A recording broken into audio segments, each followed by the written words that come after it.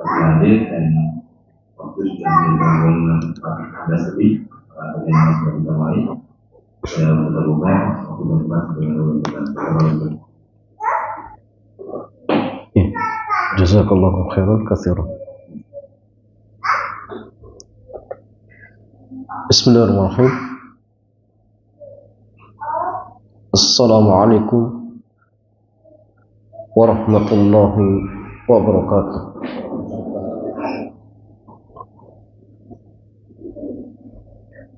Alhamdulillah wassalatu wassalamu ala Rasulillah wa ala alihi wa ashabihi wa man tabi'ahum bi ihsanin ila yaumiddin, amma ba'd.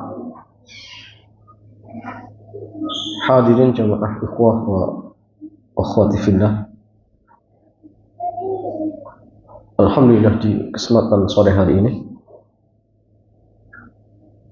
Allah Azza wa Jalla kembali mudahkan kita untuk melanjutkan dars kita pada kitab Pasar Muslim Dunia Maknar karya Al-Ustaz Aminur Bait hafizahullah ta'ala.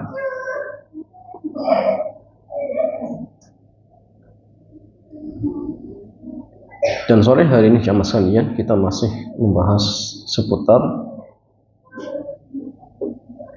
masalah yang berkaitan dengan pasar. Dan tema kita berkaitan tentang dilarang menjual di atas harga pasar. Dan bab ini akan menjelaskan yang dilarang itu seperti apa. Apakah kemudian dilarang secara mutlak atau ada pengecualian? Ya. Inilah yang akan kita bahas jamaah. Bismillahirrahmanirrahim, wassalatu wassalamu ala Rasulillah wa ba'd. Seringkali masyarakat mempertanyakan, bolehkan menjual barang dengan keuntungan lebih dari 100%? Atau bolehkah menjual barang dengan keuntungan lebih dari 100%?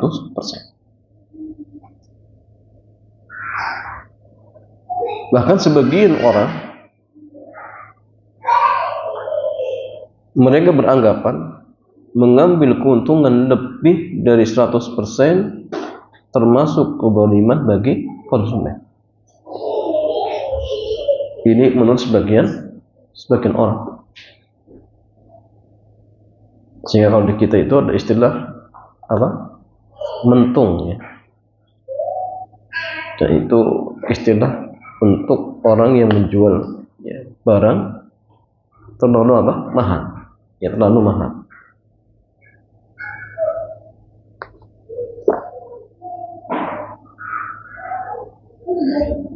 Sehingga harga jual tidak boleh 2 kali lipat dari harga modal yang dikeluarkan untuk pengadaan barang. Ya, ini menurut sebagian orang, ya. Ya, karena kita berbicara tentang hukum, tentu semua ada standarnya. Sebagai mukmin, kita wajib menyadari standar itu harus kembali kepada dalil atau praktek transaksi yang ada di masa salaf atau keterangan para ulama fikih. Dan ini jamaah sekalian manhaj kita, manhaj Ahlussunnah wal Jamaah. Jadi merujuk kepada dalil.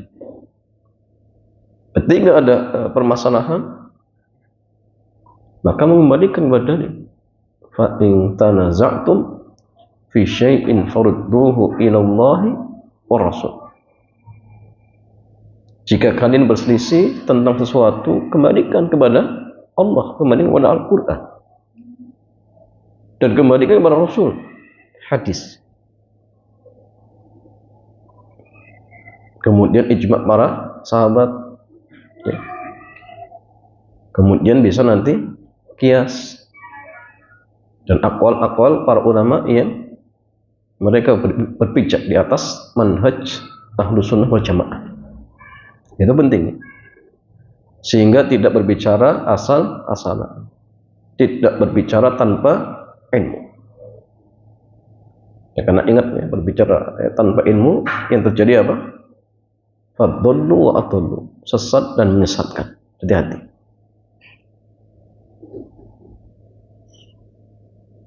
Ya, sekarang yang masalian antara harga pasar dan keuntungan. Dalam hal ini ada dua hal yang perlu untuk kita bedakan. Yang pertama harga pasar dan yang kedua keuntungan. Yang pertama harga pasar. Harga pasar adalah standar harga yang berlaku di masyarakat untuk suatu barang tertentu. Untuk suatu barang tertentu.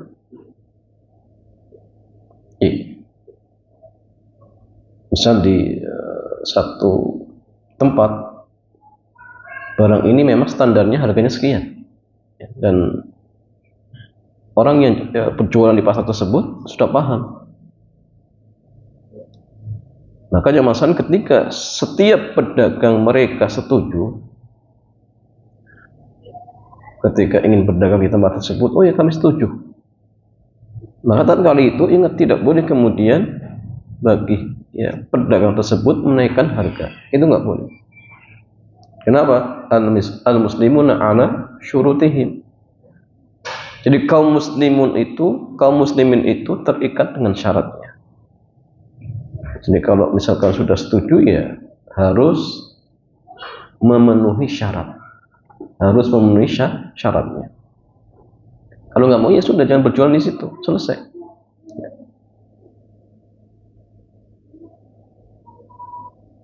Menjual barang lebih dari harga pasar digolongkan oleh para ulama sebagai tindakan pembodohan. Sementara melakukan pembodohan dalam transaksi jual beli termasuk penipuan yang diharamkan dalam semua agama. Dan Allah Azza wa Jalla menyebut hari kiamat dengan hari taqabun. Dzalika yaumut taghabun. Itulah hari at-taghabun. Dan jamaah yang disebut dengan hari taghabun ini berasal dari kata al-ghabnu. Ghabana yakbinu. Ghabnan yang artinya apa? Pembodohan. Karena orang-orang mukmin dari penduduk surga membodoh-bodohkan penduduk neraka. Jadi artinya ketika orang-orang mukmin masuk surga, maka mereka berbincang-bincang kemudian membodoh-bodohkan orang-orang yang masuk neraka. Kenapa dulu tidak taat kepada Allah, tidak bersyahadat dan sebagainya, sehingga disebut dengan hari taqabun. Dan Al-Imam Al-Qurtubi menyebutkan keterangan dari Al-Imam Ibnul Arabi ketika menjelaskan ayat ini. Qala Ibnul Arabi istadalla ulama'una biqaulihi jalla wa ala dzalika yaumut taghabun ala annahu la yajuzu al-ghabnu fil mu'amalati dunyawiyah.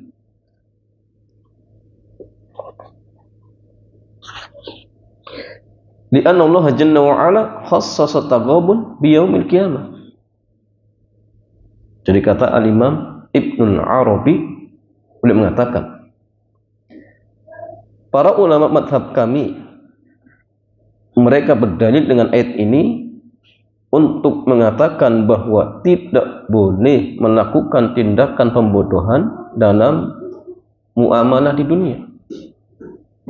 Karena Allah Azza wa Jalla hanya mengkhususkan tindakan saling membodohkan hanya di hari kiamat. Sehingga di dunia tidak dibolehkan membodohi orang, mentang-mentang orang pedalaman, ya, datang ke kota beli HP, ya. Dan HP itu murah. Karena tahu yang beli orang pelosok yang tidak tahu harga, maka diketuk atau dipentung, ya, atau bahasa apa lagi jamar. Maka kalau kemudian misalkan pemilik toko tersebut menjual HP, ya, kepada tadi, ya, pembeli yang dari pelosok dengan harga di atas standar pasar, maka ini tidak dibolehkan jemaah. Ya, namanya pembodohan. Sehingga nanti kalau misalkan pembelinya tahu bahwa dirinya dibodohi, misalkan, maka dia punya hak khiyar, namanya khiyar kubur, khiyar karena dibodohi. Maka dia kembalikan uangnya, kembalikan barangnya, kemudian uang diambil. Ya. Tapi kalau kemudian mereka ridho gimana? Ya sudah, kalau ridho ya selesai, sah. Tapi kalau kemudian tidak ridho, ya sudah, batalkan akadnya, dibatalkan akadnya.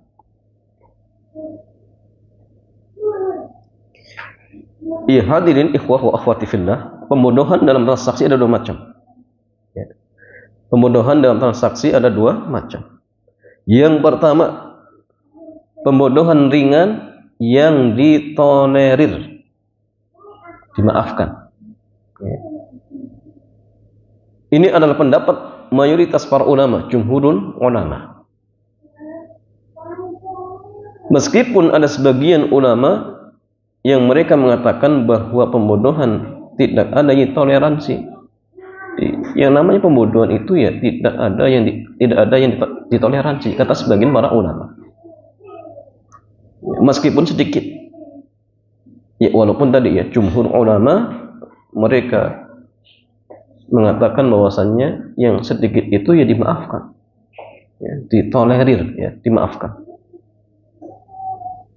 Yang kedua aja masalah pembodohan yang parah, yang tidak bisa ditolerir.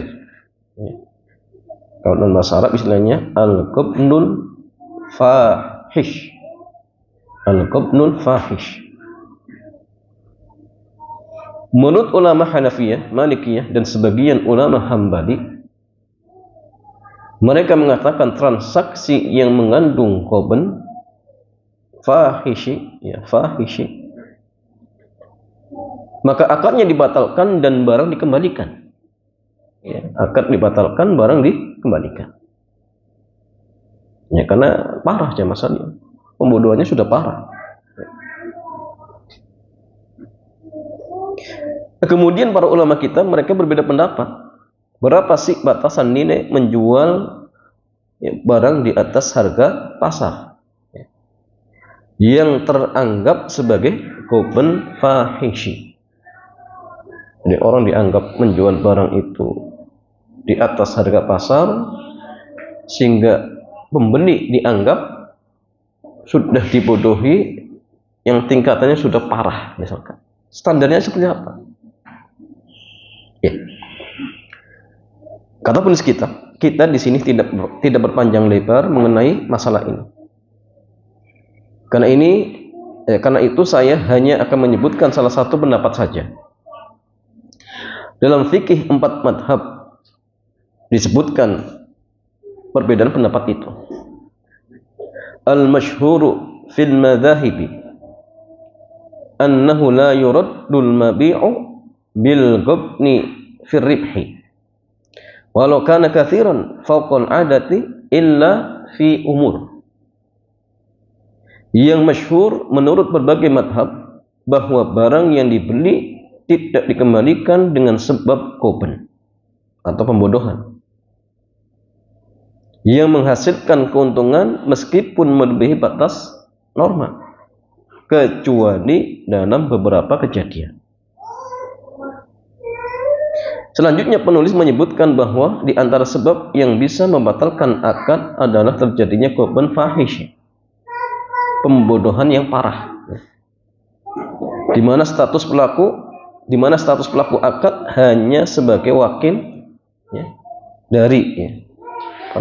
Yang pertama, an yakunal ba'i wal mushtari bil qubnil fahish wakilan aw wasiyan. Fa idza kana kadzalika fa inna bai'aha wa syira'aha yurad. Ya, yuraddu. Yang pertama, penjual dan pembeli yang mengalami qubn fahishi adalah wakil atau orang yang diberi wasiat. Jika itu yang terjadi, maka transaksinya dibatalkan. Ya. Karena pelakunya wakilnya. Ya, maka ya sebetulnya masalahnya akadnya apa? Ya, akadnya dibatalkan. Ya, akadnya dibatalkan.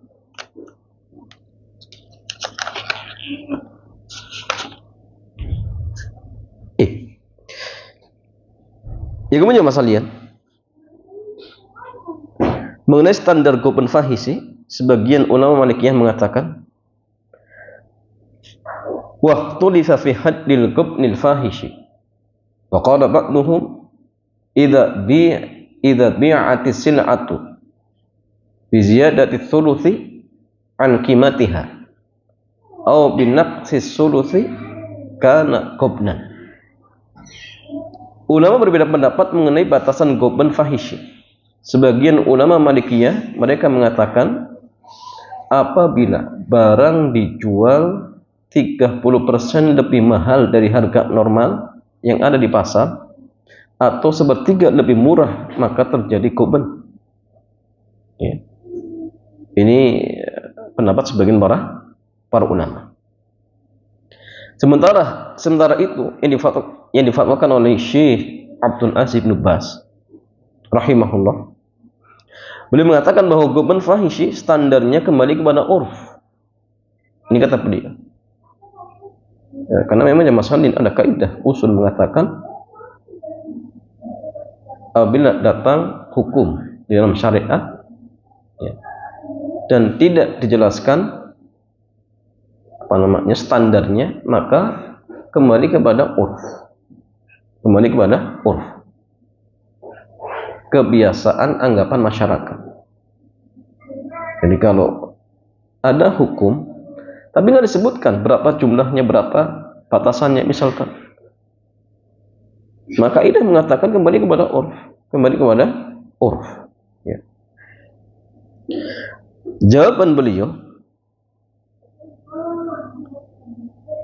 ketika ditanya apa batasan qubn yang mempengaruhi keabsahan transaksi, ya.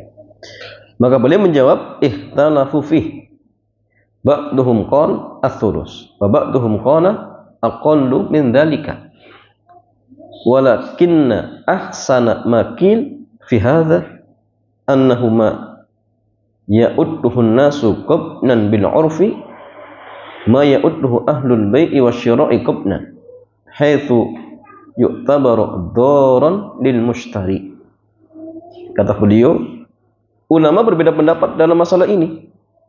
Sebagian mengatakan sepertiga dan yang lain mengatakan kurang dari itu. Namun pendapat yang lebih tepat dalam masalah ini, selama masyarakat menyebut hal itu sebagai pembodohan berdasarkan standar mereka, maka bisa berlaku sebagai pembodohan menurut pasar, di mana ini bisa merugikan pembeli. Jadi artinya masalah yang kembali na urf. Kalau urf menganggap ini sudah dianggap pembodohan, ya. Dan tentunya masalah dalam hal ini yang dipegang pendapatnya ya orang-orang yang memang sudah dalam arti berpengalaman, ya, punya istilahnya ya hibrah ya. Hibrah itu ya dia sudah berpengalaman dalam masalah itu.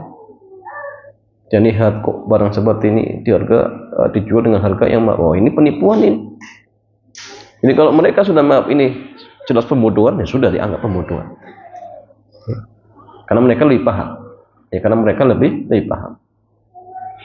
Ya. Ya, sekarang masalah istilah qubn fahishi di masyarakat Jawa sering mereka sebut dengan harga nutuk atau harga mentung. Kata ini dalam bahasa Jawa artinya memukul, ya. Jadi ini harganya nutup. Makan bakso satu mangkok 50.000 misalkan. Nah, ini jelas ya, harganya apa, mentung ya. Sehingga masalahnya kalau memang terjadi pembodohan, maka tadi ya dilihat. Kalau misalkan dalam artian yang dibodohin adalah wakil ataupun orang yang diwasiati, akadnya batal. Ya, akadnya batal. Kalau misalkan ini bodohi pembelian langsung jamaah, ya nanti lihat. Kalau dia nggak ridho, ya dibatalkan, kembalikan saja akadnya, atau apa namanya kembalikan barangnya, kemudian minta uangnya, atau mungkin bisa minta ganti rugi. Oh, ternyata barangnya seperti ini, ya sudah, karena barangnya seperti ini berarti ya kira-kira harganya sekian, maka minta dikembalikan apa sebagiannya.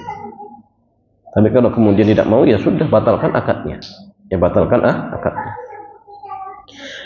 Nah, sekarang masalah yang ikhwan wa akhwati fillah, bagaimana hukum keuntungan lebih dari 100%? Antum beli barang dijual, ya, untungnya 100%, atau mungkin 2 kali lagi, ya, dua kali lipat lagi. Ya. Selanjutnya kita berpindah ke masalah mengambil keuntungan lebih dari 100%. Dalam hal ini, hadirin ikhwah wa akhwati fillah, ada 2 riwayat yang tegas menunjukkan bolehnya mengambil keuntungan lebih dari 100%. Yang pertama, hadis dari Urwah Al-Bariki. Beliau menceritakan, dafa ilayya Rasulullah sallallahu alaihi wasallam dinaran li ashtariya lahu syatan fashtaraitu lahu syataini fabiqtu ihdahuma bidinarin wa ji'tu bisyati wad dinari ila nabiyyi sallallahu alaihi wasallam. Beliau mengatakan, ya sekalian, Rasulullah sallallahu alaihi wasallam menyerahkan uang sebesar 1 dinar kepadaku untuk dibelikan seekor kambing. Kemudian uang itu saya belikan 2 ekor kambing, ya, karena beliau termasuk sahabat yang pandai menawar. Tidak berselang kemudian saya menjual salah satunya seharga 1 dinar. Begitu pula beliau termasuk sahabat yang pandai menjual. Kemudian saya bawa kepada Nabi sallallahu alaihi wasallam seekor kambing dan uang 1 dinar. Berarti untungnya 100%. Okay. Kemudian aku pun menceritakan kejadian itu kepada Nabi sallallahu alaihi wasallam. Lalu beliau mendoakan, barakallahu laka fi safqati yamini. Semoga Allah azza wa jalla memberkahimu dalam transaksi yang dilakukan tanganmu. Ya, bahkan diriwayatkan, nah, Urwah Al-Bariki itu kalau dia pegang tanah ditawarkan, siapa yang mau beli, itu laku saja. Saking apa? Saking mujarabnya doa Rasulullah sallallahu alaihi wasallam. Ya. Nah, ini luar biasa. Ya.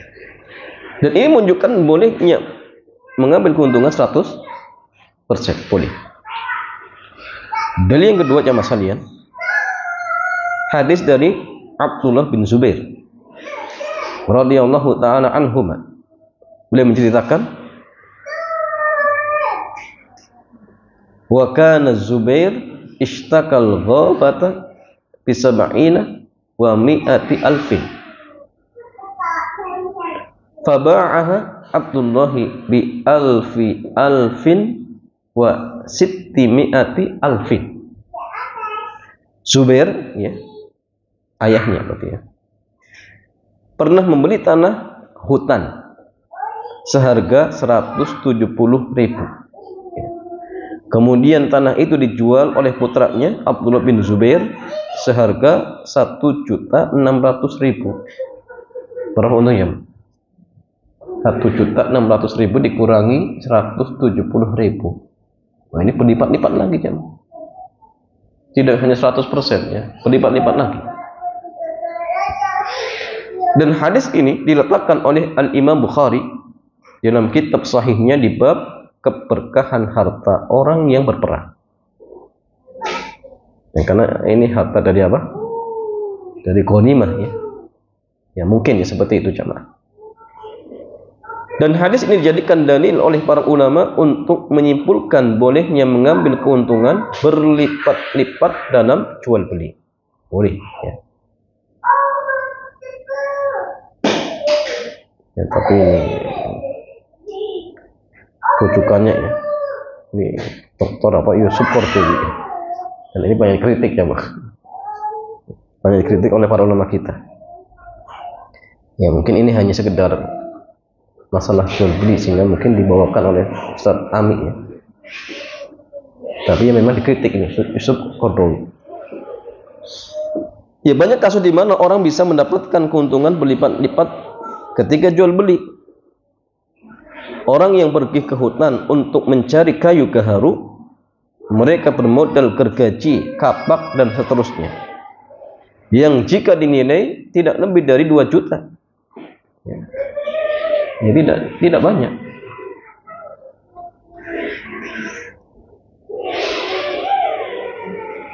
Dan ketika dia berhasil mendapatkan 1 batang gaharu, hasilnya bisa berjuta-juta. Modal 2 juta dijual laku misalkan ya, 50 juta. Kan itu berlipat-lipat coba. Ya. Jika dilihat dari modal, keuntungan bisa berlipat-lipat. Dan umumnya unit produksi bisa menghasilkan keuntungan berlipat-lipat jika dilihat dari modal. Meskipun hukum ini juga berlaku untuk unit usaha yang lain seperti trader. Ya. Kemudian masalian, biasanya pembodohan itu banyak terjadi ketika konsumen kurang perhatian terhadap harga pasar atau kurang perhatian melihat situasi barang. Memang keuntungan dalam jual beli mengikuti laju perekonomian masyarakat seperti faktor permintaan ya, dan suplai barang atau ketersediaan barang. Dan itu kan berpengaruh ya. Dan kemarin sudah kita jelaskan ya tentang pembatasan harga. Ya. Kalau misalkan naiknya barang sebabnya karena kondisi normal, maka tidak boleh. Pemerintah kemudian membatasi, nggak boleh menjual melebihi harga sekian. Itu nggak boleh. Ya karena memang jamaah sekalian kondisi seperti itu menuntut. Jumlah barang sedikit, permintaan banyak, ya mau tidak mau harus naik. Ya. Tapi kalau kemudian barang itu harganya naik, tapi naiknya tidak normal.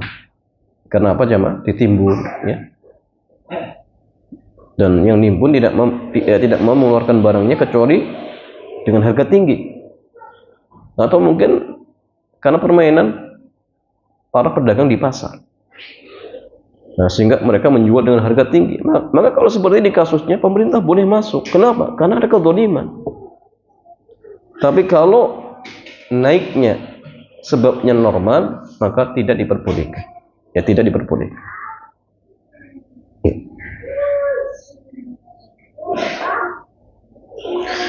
Namun para pedagang hendaknya tetap memperhatikan kode etik pebisnis Muslim. Ya, pembisnis Muslim. Dalam arti tidak bernafsu meraup keuntungan dengan terlalu semangat memanfaatkan kesempatan. Karena ini yang memicu tindakan korban. Ya. Jadi artinya masalian, kita punya prinsip, kita punya akidah. Jangan kemudian dalam kondisi masyarakat sangat-sangat membutuhkan barang, akhirnya kita mengambil kesempatan. Oh, ini kesempatan ini. Plus yang beli tidak tahu harga, akhirnya dipentung, digetuk. Maka ini nggak boleh jemaah. Dan yang dianjurkan oleh Nabi, hendaklah kalau kita menjual, kalau bisa dengan apa? Ya, dengan dalam artian mudah, tidak mempersulit. Tidak mempersulit. Kalau kemudian yang beli ternyata kurang sedikit, ya sudah sedekahkan. Nah, itu baru jamaah sani. Di samping dia ya, dalam artian mencari dunia, plus ya, dia luangkan, dia diselipi untuk apa? Untuk ibadah kepada Allah. Apalagi kalau kita ya, membaca tentang fadilah sedekah yang tepat sasaran, pahalanya jauh lebih besar. Nah, ini kan jelas tepat sasaran. Ini orang lagi butuh jemaah. Ketika diberikan, itu jelas tepat sasaran, pahalanya ya, berlipat-lipat. Kemudian kesimpulan inilah yang disampaikan oleh Lajnah Ad-Daimah dalam salah satu fatwanya, di mana mereka mengatakan lisatil arbahu fit tijarati mahdudatan bal tattabi'u ahwalal 'aradi wat talabi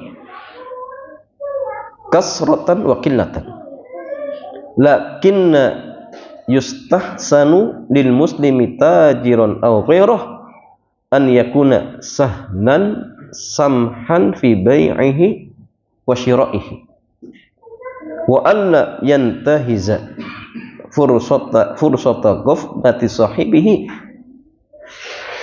fayakbinuhu fil bai'i aw syira bal yura'i huquqal ukhuwatil islamiyah. Ini penting ya. Keuntungan perdagangan yang tidak memiliki batasan tertentu namun mengikuti kondisi persediaan atau permintaan barang dan ketersediaan barang, hanya saja dianjurkan bagi para pedagang untuk memberi kemudahan bagi konsumen dalam bertransaksi. Jangan sampai memanfaatkan kesempatan kelalaian pembeli kemudian melakukan goban dalam melakukan transaksi jual beli, sehingga dia harus memperhatikan hak ukhuwah Islamiyah. Ya, justru kalau bisa ketika masyarakat kesulitan cari barang, dipermudah, bukan kemudian ya, cari kesempatan. Ya, kalau begitu biar ditahan saja barangnya, kemudian nanti dikeluarkan ketika sudah sangat-sangat tercepit, sehingga orang-orang mau membeli dengan harga berapapun misalkan. Itu nggak boleh, tidak diperbolehkan. Sehingga hadirin ikhwah wa akhwati fillah, dari keterangan di atas kita bisa memberikan kesimpulan yang pertama, dibolehkan mengambil keuntungan lebih dari 100%, boleh. Yang kedua, tidak dibolehkan menjual barang melebihi harga pasar, karena ini termasuk pembodohan konsumen. Ustaz, ini gimana ini? Pertama, dibolehkan mengambil keuntungan lebih dari 100%, yang kedua, tidak dibolehkan menjual barang melebihi harga pasar, karena itu termasuk pembodohan konsumen. Gimana sama? Jawabannya, kalau memang ada aturan tadi, dia berdagangnya di pasar, ya jangan kemudian mengambil keuntungan atau menaikkan harga melebihi harga pasar, jangan. Tidak masalah kalau kemudian semua pedagang mereka dalam artian sepakat cari keuntungannya 200%, boleh, tidak masalah. Dan itu standar sudah harga pasarnya seperti itu boleh-boleh saja. Yang penting nanti tidak ada pembodohan. Bukan tadi ya, naiknya gara-gara permainan harga, itu bukan. Ini tidak masalah. Tapi kalau kemudian sudah dalam artian harga itu memang dari modal sudah 100%, akhirnya ada satu orang dinaikkan lagi, dia jual harga ya, di atas harga pasar, maka ini nggak boleh, tidak diperbolehkan. Artinya dengan harga standar pasar saja sudah untungnya besar, bahkan mungkin sudah 100%, bahkan lebih, kemudian dilebihkan lagi, menyelisih harga pasar. Ya, karena kalau seperti ini nanti ada pihak yang terdolimi, padahal memudaratkan orang lain itu tidak diperbolehkan seperti itu. Kemudian yang ketiga, keuntungan dari jual beli dibolehkan selama tidak menyebabkan harga barang dinaikkan melebihi harga pasar. Ya. Keuntungan dari jual beli dibolehkan selama tidak menyebabkan harga barang dinaikkan melebihi harga pasar. Yang keempat, memanfaatkan kelalaian atau ketidaktahuan konsumen terhadap barang bisa terhitung goben atau pembodohan jika harga dinaikkan secara tidak normal. Ya, jika harga dinaikkan secara tidak normal. Ya, kalau normal nggak masalah. Ya.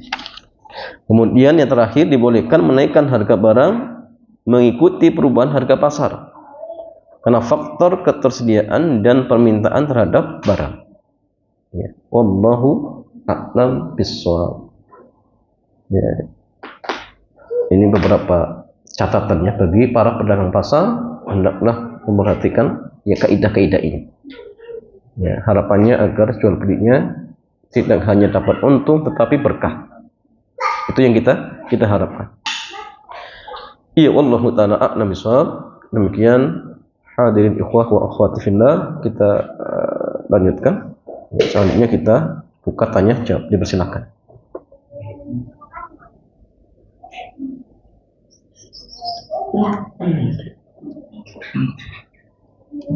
Alhamdulillah, kita sampai pada sesi tanya jawab.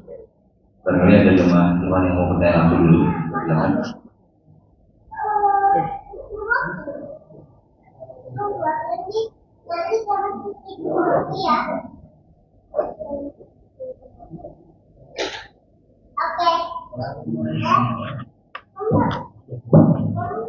Assalamualaikum Ustaz.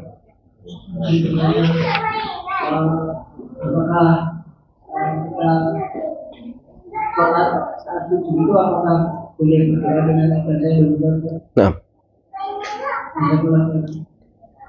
wa jazakumullahu khairan katsiran. Ya, jamaah sekalian, ada pertanyaan, apakah dibolehkan bagi kita ketika berdoa di dalam sholat, tepatnya ketika sujud, dengan menggunakan bahasa selain bahasa Arab, baik itu bahasa Indonesia, bahasa Inggris, bahasa Cina, dan lain sebagainya? Jawabannya boleh, jamaah, diperbolehkan. Apa dalilnya? Sabda Nabi Sallallahu Alaihi Wasallam ketika beliau menganjurkan kepada kita untuk berdoa setelah tasyahud sebelum salam. Apa redaksinya? Wal yahtar minat du'ai ma'ajabahu. Hendaklah dia memilih dari doa yang menakjubkan dirinya, dari doa yang ia sukai. Maka al-lajnah ad-daimah berhujjah dengan kalimat ini. Mereka mengatakan hadis ini jadi dibolehkannya berdoa ketika sholat, karena ini kan salat tasyahud sebelum salam. Ya. Dibolehkannya berdoa dengan doa selain bahasa Arab di dalam sholat. Ya, karena kalau misalkan dia pengennya, dia sukanya dengan bahasa selain bahasa Arab, ya boleh, nama masalah. Dibolehkan. Walaupun memang para ulama kita, mereka sedang mendapat. Ada yang mengatakan tidak boleh secara mutlak. Mereka juga punya hujah. Apa hujahnya, jamaah sekalian? Inna sholata la tasluhu fiha ya kalamun nas. Jadi salat itu enggak boleh kalau di dalamnya ada ucapan-ucapan manusia. Kama. Tetapi jamaah sekalian, jelas ini pembahasannya nanti apa? Saling bertentangan, seolah-olah seperti itu, jamaah. Sehingga sebagian ulama mereka menjama, ya dibolehkan, tidak masalah dengan dalil tadi. Ada yang mengatakan boleh kalau memang dia tidak bisa berdoa dengan bahasa Arab.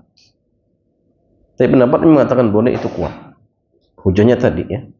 Tetapi kalau bisa jangan dikeraskan. Kenapa? Khawatir timbul fitnah. Ya sampingnya, oh ini kok apa?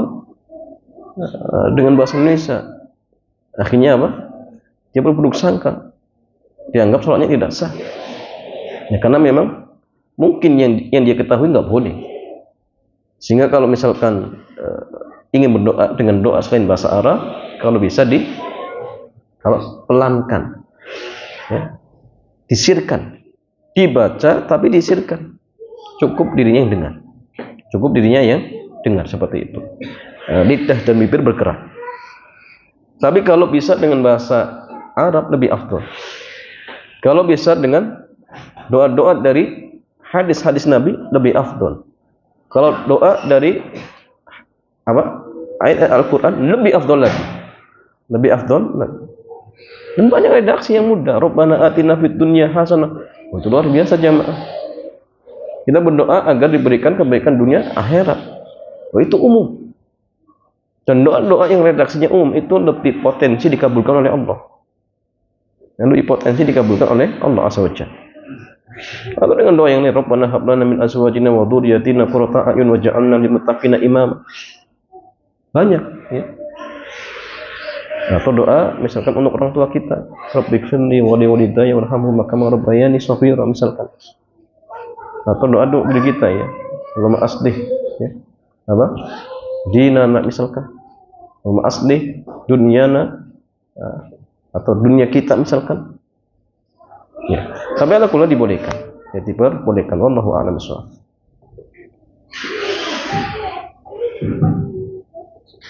Ada yang dari apa? Mulai dari masalah yang dibahas. Pertanyaan pertama, kenapa penetapan harga di kendaraan dan apa yang dimaksud dengan berusaha harga pasar? Diulang coba. Kenapa penetapan harga dan apa yang dimaksud dengan berusaha harga pasar? Berarti ini dua pertanyaan kan? Dua pertanyaan. Pertama, kenapa menetapkan harga? Penetapan harga pasar. Kenapa dilarang? Membatasi harga mungkin maksudnya. Menetapkan harga pasar tidak dibolehkan. Jadi mana? Boleh, tidak masalah. Harga pasar itu boleh.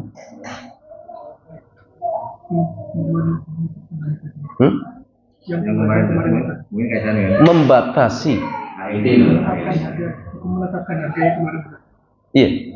Itu saya menetapkan di situ. Maksudnya membatasi. Jadi membatasi harga pasar itu nggak boleh. Tapi kalau menetapkan dalam artian di pasar harganya sekian. Tapi kalau misalkan dalam artian membatasi itu nggak boleh. Kenapa? Dan itu pun ya mas kalian tadi, ya, dilihat sebabnya. Kalau sebabnya kenaikan tersebut karena sebab-sebab yang normal, maka itu nggak boleh. Jadi dalam arti pemerintah tidak boleh membatasi. Orang yang jualan harus barang ini dijual cuma 20.000, itu nggak boleh. Kalau misalkan kenaikan itu karena sebab yang normal. Contohnya apa? Contohnya tadi, ya, jumlah barang sedikit, permintaan banyak, ya. Atau mungkin sebab-sebab yang lain. Dan itu normal nih, wajar. Atau mungkin biaya produksi meningkat, akhirnya barang itu naik. Kan ini normal jemaah. Maka kalau kemudian pemerintah masuk, nggak boleh dijual kecuali harus harga sekian, maka ini nggak boleh, tidak diperbolehkan. Tetapi kalau naiknya karena sebab tidak normal, dalam artian permainan, orang ditimbun, ya, kemudian di pasaran sudah sangat jarang atau bahkan tidak ada, yang punya hanya segelintir orang, dan mereka tidak mengeluarkan barang tersebut kecuali dengan harga mahal, maka kalau seperti ini pemerintah boleh membatasi, nggak boleh menjual barang ini kecuali harus harganya sekian.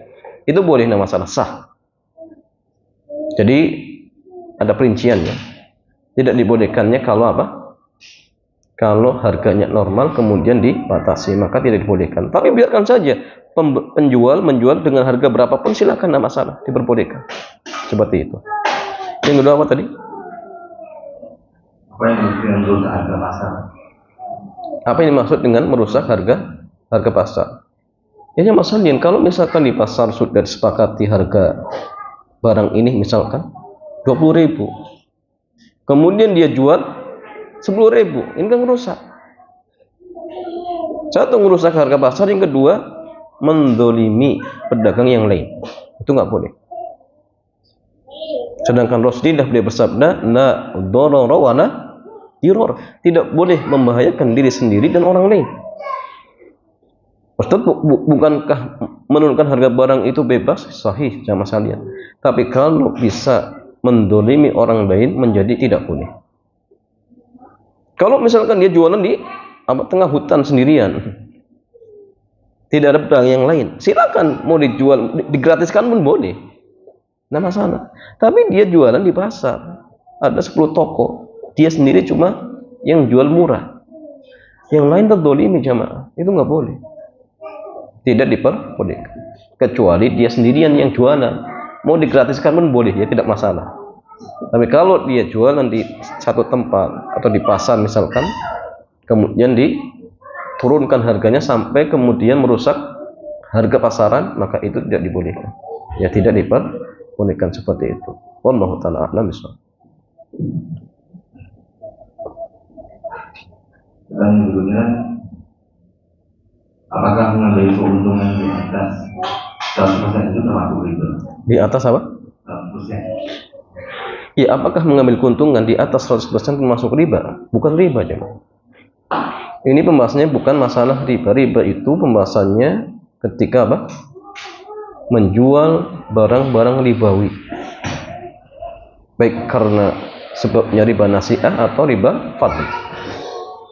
Dan riba ada dua, ada riba dain dan riba apa? Riba baik, buyuk atau baik. Riba baik itu diharamkan demi menutup apa?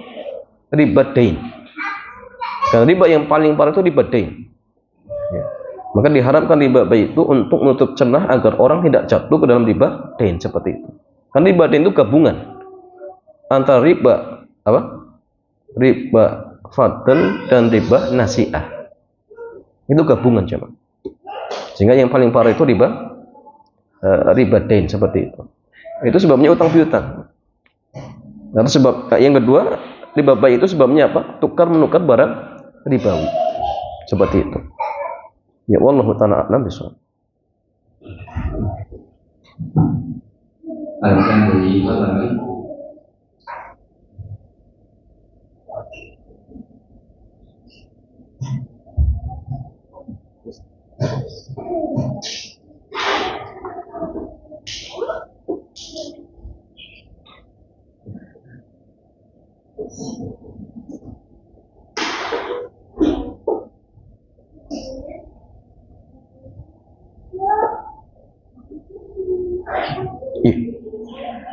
Demikian ya masalahnya, mudah-mudahan kajian kesempatan sore hari ini bermanfaat. Kita cukupkan. Subhanakallahumma bihamdik, asyhadu an la ilaha illa anta, astaghfiruka wa atubu ilaik. Assalamualaikum warahmatullahi wabarakatuh.